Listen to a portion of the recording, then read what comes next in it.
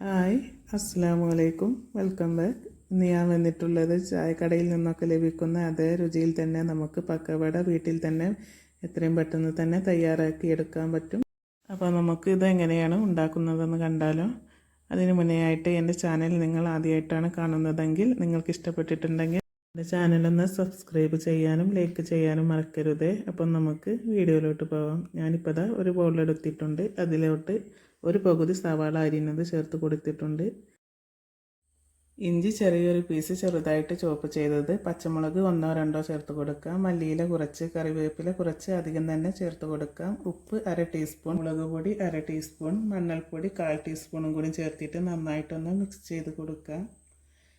ഇനി അതിലോട്ട് കടലപ്പൊടി 2 ടേബിൾ സ്പൂണും 1 കപ്പ് മൈദയും 1 നുള്ളു ബേക്കിംഗ് സോഡയും കൂടി ചേർത്തിട്ട് നല്ലോണം മിക്സ് ചെയ്ത് കൊടുക്കാം. ഇനി നമുക്കിതിലോട്ട് ഒരു കപ്പിൽ കുറച്ച് വെള്ളം എടുത്തിട്ട് ഇതിലേക്ക് കുറേശ്ശെയായിട്ട് ഒഴിച്ച് കൊടുക്കാം. എന്നിട്ട് നല്ലോണം മിക്സ് ചെയ്തിട്ടെടുക്കാം. അതുപോലെ മിക്സ് ചെയ്തെടുത്തിട്ടുണ്ട്. ഇനി അതിലോട്ട് 1 ടേബിൾ സ്പൂൺ വിനെഗറും കൂടെ ചേർത്ത് കൊടുക്കുക.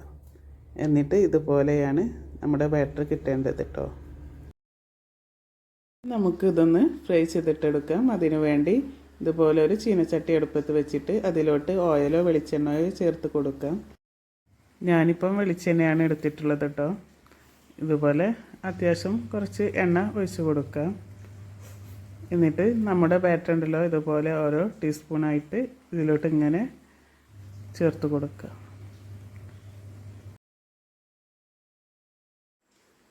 ഇനിയിപ്പോൾ ഇത് ഒരു ഗോൾഡൻ കളർ ആകുമ്പോഴേക്കും നമുക്കിതൊന്ന് തിരിച്ചിട്ട് കൊടുക്കാം. ഒരു 2-3 മിനിറ്റിൻ്റെ ഉള്ളിൽ തന്നെ ഇത് റെഡിയായിട്ട് കിട്ടും കേട്ടോ.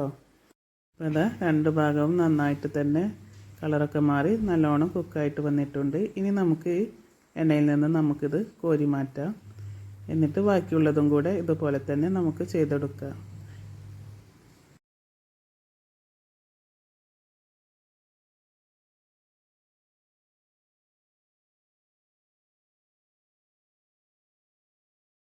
അപ്പോൾ അതാ ബാക്കിയുള്ളതും കൂടി ഞാൻ ഇതുപോലെ തന്നെ ചെയ്തെടുത്തിട്ടുണ്ട്.